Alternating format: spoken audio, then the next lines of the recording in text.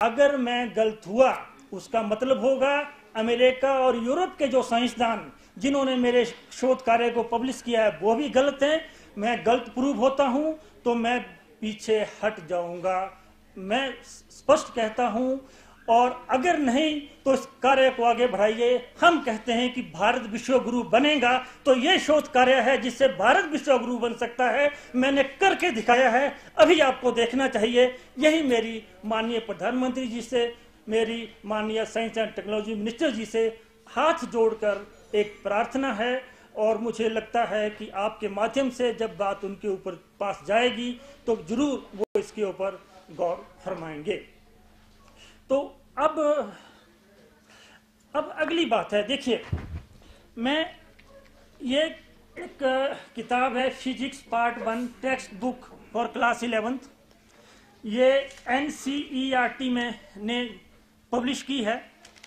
और ये देखिए इसका पृष्ठ संख्या, यहाँ पर हम न्यूटन की गति के दूसरे नियम को पढ़ा रहे हैं, Newton second law of motion. और इसको हम यहाँ पे आगे लिख रहे हैं F = ma। आज पूरी दुनिया कहती है कि यह लॉ न्यूटन ने दिया था, पर सिर्फ किताब में लिखने से नहीं हो जाता सिद्ध कि न्यूटन ने दिया था। अगर एक ड्राइवर बस चला रहा है किसी जंगल में तो वो ड्राइवर उसका इंजीनियर नहीं हो सकता, वो तो सिर्फ एक चालक है जो उसको आगे ले जाता है। तो मैंने जो अपनी रिसर्च से एक पॉइंट में आपको बता रहा हूं, आज फिर दावे के साथ कह रहा हूं, उसके बाद में आपको इसके आगे के प्रूफ दिखाऊंगा कि ये न्यूटन ने नहीं दिया था। वास्तव में ये नियम स्विट्जरलैंड के वैज्ञानिक लियोनहार्ड यूलर ने दिया था। तो सबसे पहले मैं अपनी बात को रखने के लिए न्यूटन के द्वारा लिखी गई पुस्तक प्रिंसिपिया जुलाई 5, 1686 की प्रति लाया हूं। और ये जो मेरे पास इसकी प्रति है ये है लैटिन की, क्योंकि पहले जो लतीनी भाषा थी वही साइंस की भाषा हुआ करती थी। तो ये किताब मैं आपको यहाँ पे लाया हूं। और जो इसका इंग्लिश का जो रूपांतरण था, ये देखिए उन्होंने रोमन भाषा में लिखा है, लेकिन 1729 डेट है जो ये इसका ट्रांसलेशन हुआ था यहाँ पे अंग्रेजी भाषा में। तो और ये जो मोहर इस पे लगी है किताब की ऑथेंटिसिटी के लिए, ये कैम्ब्रिज यूनिवर्सिटी की लाइब्रेरी की है, सॉरी ऑक्सफोर्ड यूनिवर्सिटी की लाइब्रेरी की है, कि गूगल बुक्स वालों ने वहां से इसको लिया और आगे सबके लिए आगे रखा। तो अब देखिए कि जो न्यूटन है उसने गति के 3 नियम दिए थे, कोई बात नहीं। ये पहला नियम है, ये दूसरा नियम है।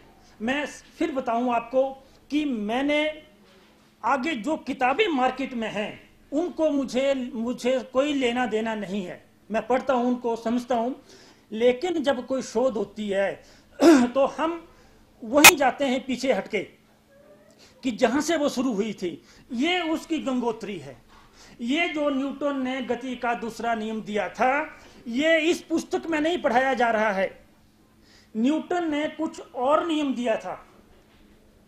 उन्होंने दिया था फोर्स = चेंज इन वेलोसिटी, और पढ़ा रहे हैं हम इसको force = rate of change of momentum.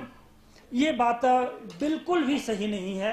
तो अब आगे की बात ये थी कि भाई अगर ये न्यूटन ने नहीं दिया था गति का दूसरा नियम, तो किसने दिया था?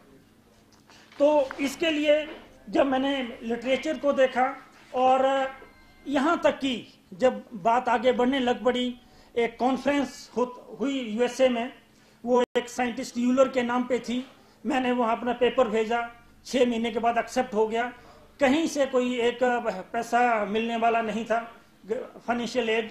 तो the one who sitting with me see inspired lot की पैसे तो आते हैं, कई बार गलत चीज़ों में भी चले जाते हैं, why don't you go there. तो वो एक कॉन्फ्रेंस हो रही थी वहाँ पे यूनिवर्सिटी ऑफ टेक्सास में।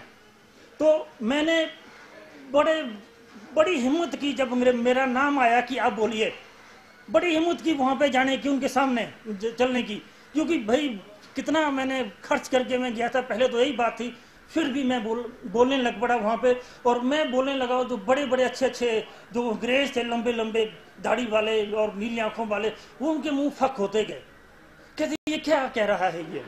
तो वहाँ मैंने उनको ये बताया कि ये लॉ जो है, ये देखिए, ये यूलर सोसाइटी वो कॉन्फ्रेंस है, और वहीं पे उनके प्रेसिडेंट और उसके दस्तखत है, उन्होंने मेरे काम को अप्रूव किया है।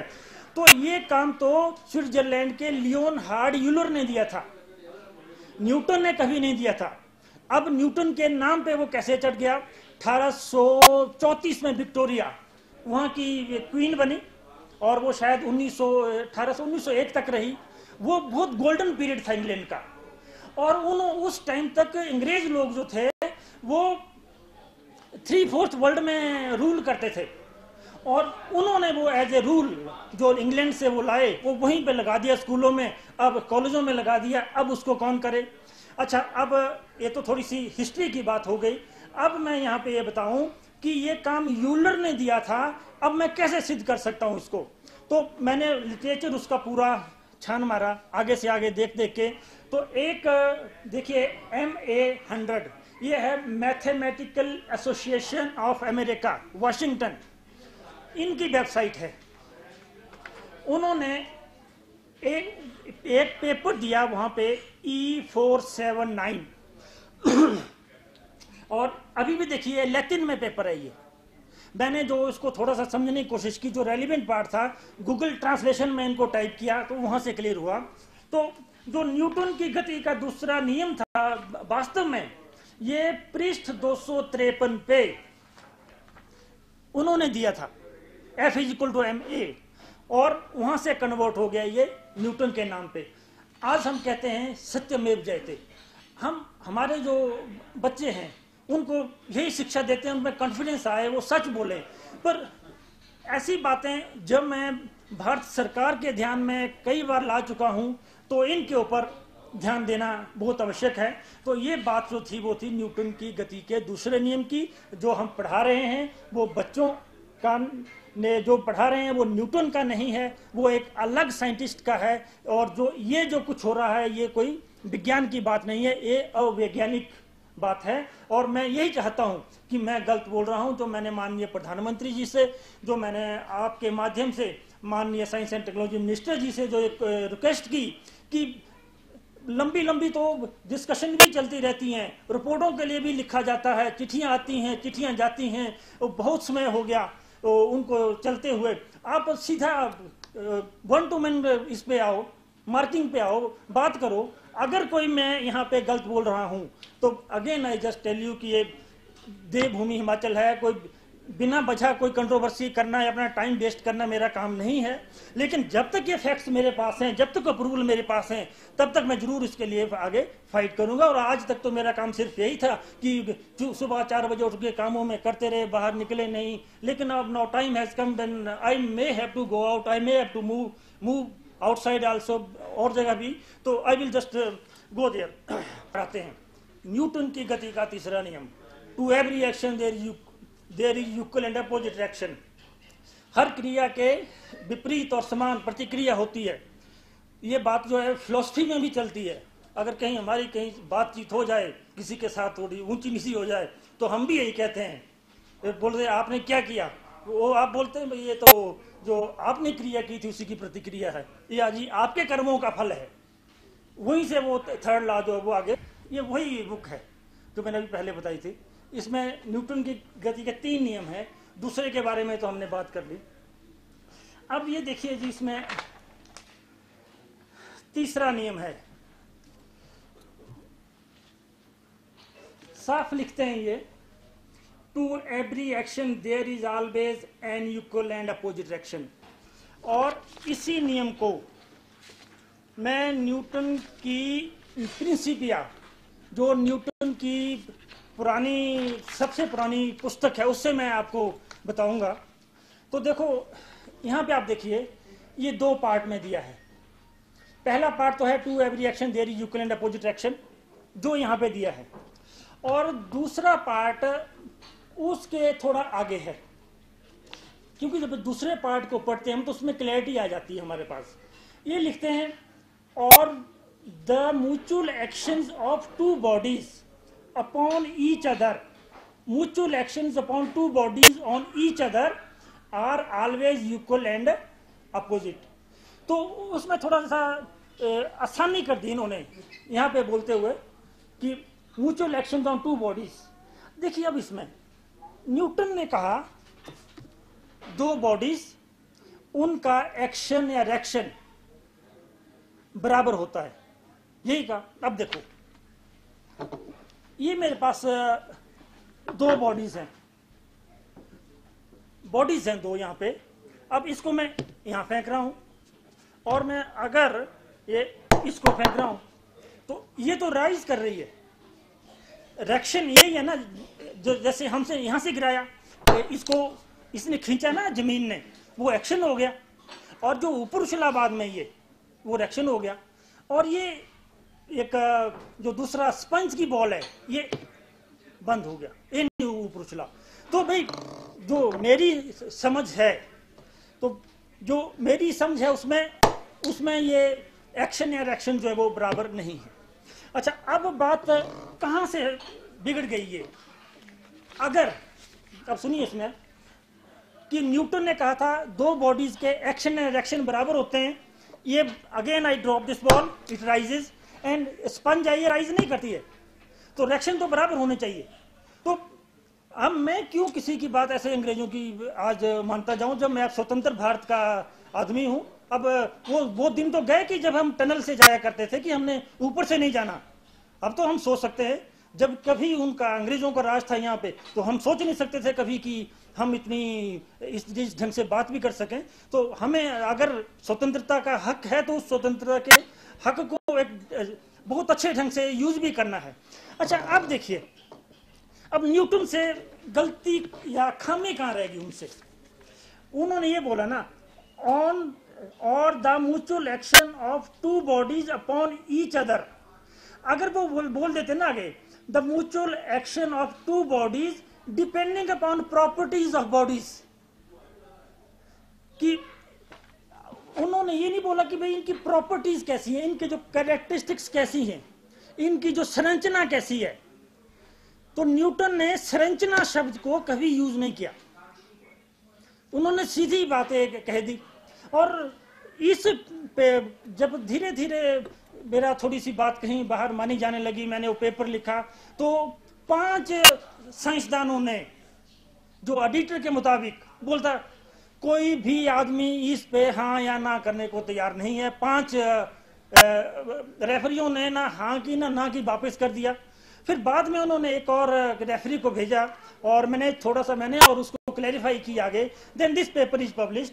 और ये पब्लिश पेपर भी हमारे पास यहीं पे मैं आपको दिखा सकता हूं. मैं लाया हूं यहाँ पे ये सारे कागजात, जो इसीलिए मैं लाया हूं ताकि मैं बता सकूं भाई जो मैं बोल रहा हूं, जो मैं पिछले इतने सालों से लगा हूं उस बात पे, उनका कोई वैज्ञानिक अधिकार है, वैज्ञानिक आधार है, उनका वैज्ञानिक अस्तित्व है. तो सिर्फ मैंने ये उसमें कह दिया कि एक्शन रिएक्शन तो होते हैं, लेकिन ये बॉडीज की प्रॉपर्टी पे भी डिपेंड करते हैं. जो उनकी गुण दोष होते हैं ना, संरचना होती है, उस पे भी ये करते हैं. ये तो सिंपल सी बात है, देखो यहाँ पे ये क्लियर है. और ये जो मेरा शोध पत्र है वो इंडेक्स हो चुका है, वो साइंस के डेटाबेस में जा चुका है. पब्लिश तो हुआ ये पूरे का पूरा, लेकिन जो उसका एब्स्ट्रैक्ट था एक बार अंग्रेजी में और एक बार हिंदी में, ये उसमें एब्स्ट्रैक्ट भी जा चुका है उसमें डेटाबेस में. उसमें मेरा पूरा अभी कॉपीराइट है. मैं इसीलिए आज सच बताऊं यहाँ पे आया हूं कि ये बातें और ये फैक्ट्स और ये बुक्स सब यहाँ पे रख सकें, ताकि गवर्नमेंट ऑफ इंडिया इनके ऊपर आगे एक्शन लें. और इसमें कुछ भी नहीं चाहिए, कहाँ पैसे, कितने के पैसे लगेंगे इसमें ज्यादा. अगर वो मान लो 5 साइंटिस्ट बुला लेते हैं अपने गवर्नमेंट ऑफ इंडिया के, उनका कोई टीएडीए ही तो लगेगा और तो कुछ नहीं लगेगा.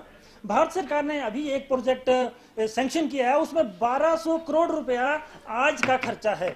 जब वो 8 साल के बाद प्रोजेक्ट होगा तो शायद 1200 गुना 4 या 5 गुना टाइम वो हो चुका होगा. तो इसके लिए तो कोई खर्चे की जरूरत भी नहीं है भाई, इसमें तो सिर्फ आगे ले जाने की जरूरत है. तो ये जो हमारे इसी बात के लिए मैं यहाँ पे आपके सामने आज प्रस्तुत हुआ हूँ और आपके सामने मैंने ये बातें रखी। और आज की बात ही नहीं है, आप देखिए कि 1992 में मेरा पहली बार उन दिनों में रोहरू में था, मैं रोहरू में 91 में, तो अमेरिका के एक साइंटिस्ट ने मेरे आर्किमिडीज के ऊपर, अब मैं थोड़ा आर्किमिडीज की बात करूंगा, वो अच्छे रिजल्ट दिए थे। उसमें उन्होंने सिर्फ ये कह दिया था कि अजय जो आपने प्रयोग किए हैं वो मौलिक हैं, लेकिन भाई जो आज एक्यूरेसी है इनकी, आज के संदर्भ में जो एक्यूरेसी चाहिए होती है ना हमें, वो इनमें नहीं आप करिए। तो उसके बाद मैं सरकार के पास आया, वो एक लेटर ही था कि मुझे रोहरू से शिमला में ले आए वो। और ऐसा नहीं है, आप बहुत ज़्यादा आपने भी पब्लिश किया। और ये देखिए एक मैगजीन है, शायद अब भी होती होगी, उसका इशू है ये दिसंबर 1995 का, और उसका पेज नंबर भी यहाँ पे दिया हुआ है, देखिए 86।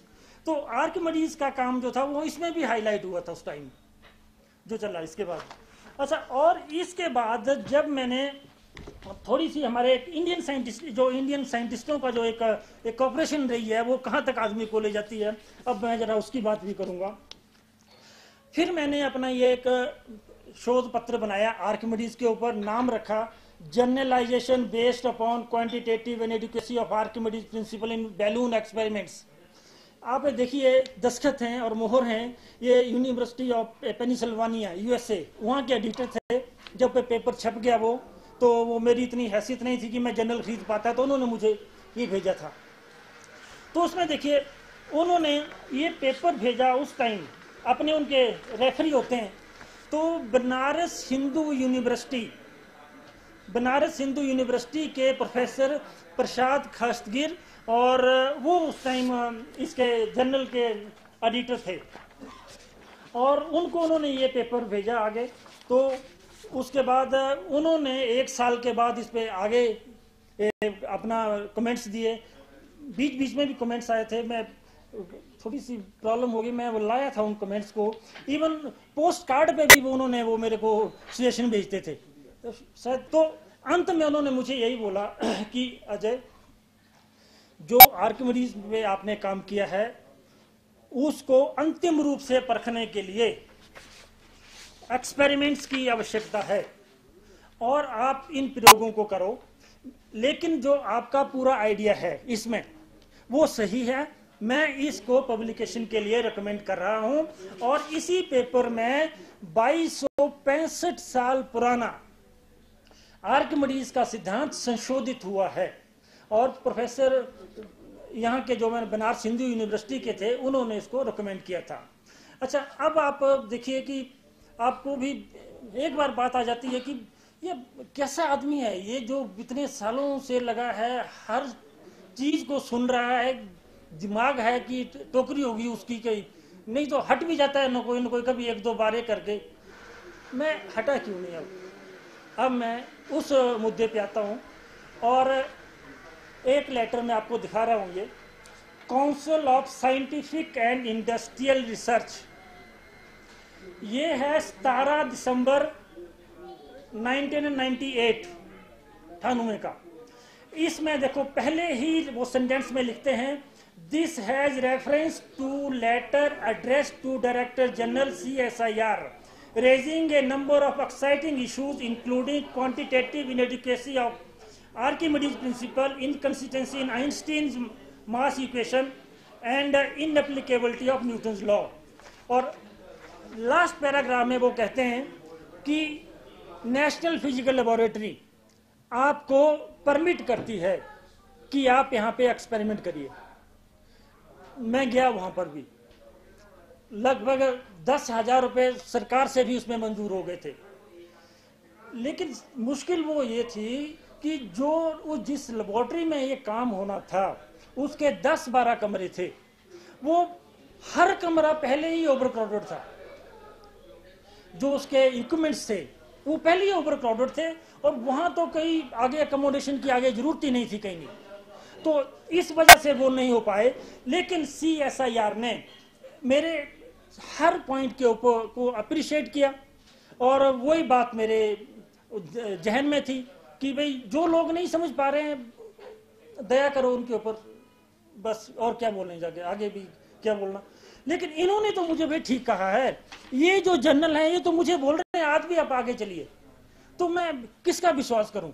सो I believe these things and I am still going. और यही मैं आज ये बोल रहा हूं कि या तो स्ट्रेट पे आके, मुझे वो नहीं चाहिए कि मुझे कहीं यूनिवर्सिटी में बुला लिया जाए, 4 आदमी बैठ जाएं, दरवाजे किए बंद, 2 बना दिए स्टूडेंट, और जो मुंह में आया वो बकते गए, क्योंकि किसके ऊपर रिस्पॉन्सिबिलिटी है? जब आप कैमरे के सामने आएंगे, पब्लिकली आएंगे, तब तो आप ऐसी बात तो नहीं कह सकते। आज 1 मिनट में मैं उसको कोई गलत कहता है, मैं यूट्यूब में डाल के ग्लोबली नहीं उसको एक्सपोज कर दूंगा। So that is the reason. मुझे नहीं लगता है कि जो आज वो ट्रांसपेरेंसी नहीं रख रहे हैं, चलो बाद में इसमें चलते जाएं। तो एक दिन सोचा यार इसको ऐसा करते हैं, किताब ही जो लिख डालते हैं, इनकी गुम होने का सवाल ही पैदा नहीं होता, पक्का जो रह जाएंगे। और कई जगह ट्राई किया, फिर एक मेरे को ये कैम्ब्रिज इंटरनेशनल साइंस पब्लिशर मिले, उन्होंने पहले मेरी एक किताब को मैन्युस्क्रिप्ट भेजा, तो उन्होंने बिना पैसे के इसको पब्लिश किया। 1 साल लगाया उन्होंने पहले पढ़ने के लिए, अपनी मोहर है उनकी इसके ऊपर कि हमने छापा है। इसका जो इंडिया का वर्जन बाइबा बुक्स हैं दरियागंज में, उन्होंने छापा है, उन्होंने भी मोहर लगाई है कि हम इसकी जिम्मेदारी लेते हैं। उसके बाद उन्होंने वो ये दूसरी बुक भी छापी, दूसरी थोड़ा सा मुझे तो लगा यार तो आज तक तो ऐसे ही सहरा में जा रहे थे, तो जो गुलशन तो इधर ही है, तो फिर मैं दूसरी बुक भी लिख दिया। और देखिए आप इनका जो वॉल्यूम था दूसरी बुक का, दैट इज क्वाइट वॉल्यूमस। और एक छोटी सी बात मैं आपको ये बताऊं कि ऐसा होता साइंस में कुछ रिसर्च पेपर ऐसे होते हैं जैसे वो लिखे जाते हैं और वैज्ञानिक उनको पढ़ते हैं और जांचते हैं, छापते हैं, वो उसी टाइम स्टेब्लिश हो जाते हैं, क्योंकि उसमें थियरी इतने क्लियर कट आर्गूमेंट्स होते हैं कि उनमें बदलने की जरूरत नहीं है। मैंने स्टार्टिंग में आपको बताया था ये न्यूटन सेकंड लॉ न्यूटन ने नहीं दिया था, थर्ड लॉ, मैं भी उनको उसी कैटेगरी में रख रहा हूँ। अच्छा, कुछ प्रयोग ऐसे होते हैं उसको कहीं पेपर ऐसे होते हैं उनको 20-20 साल भी लग जाते हैं आगे। आज तो बोल दिया, पता नहीं कब वो टेक्नोलॉजी आएगी, तो वो भी हैं। कुछ एक ऐसे होते हैं जो उसको 100 साल के बाद साइंटिस्ट बोलते हैं कि ठीक पाया गया है। लेकिन फिर भी साइंस में कोई निश्चित नहीं है, बदलते रहते हैं। एक शायद ये आपकी जानकारी के लिए है कि अमेरिका की सबसे बड़ी लैब है फर्मी लैब। उन्होंने एक पार्टिकल खोजा 9 साल पहले। अब एक सर्न हमारे पास है जो बहुत बड़ा है, जहां गॉड पार्टिकल बनाया था, उस लैब में वो पार्टिकल मिला ही नहीं। तो एक बात उन्होंने तो खोज दिया था यूएसए में, वहां वो पार्टिकल मिल नहीं रहा भाई, साथ में आगे रिपोर्ट हो गए। वो 9 साल पहले का पेपर भी छपा हो, अब का भी छपा है। अच्छा, दूसरी बात है, बताइए, एक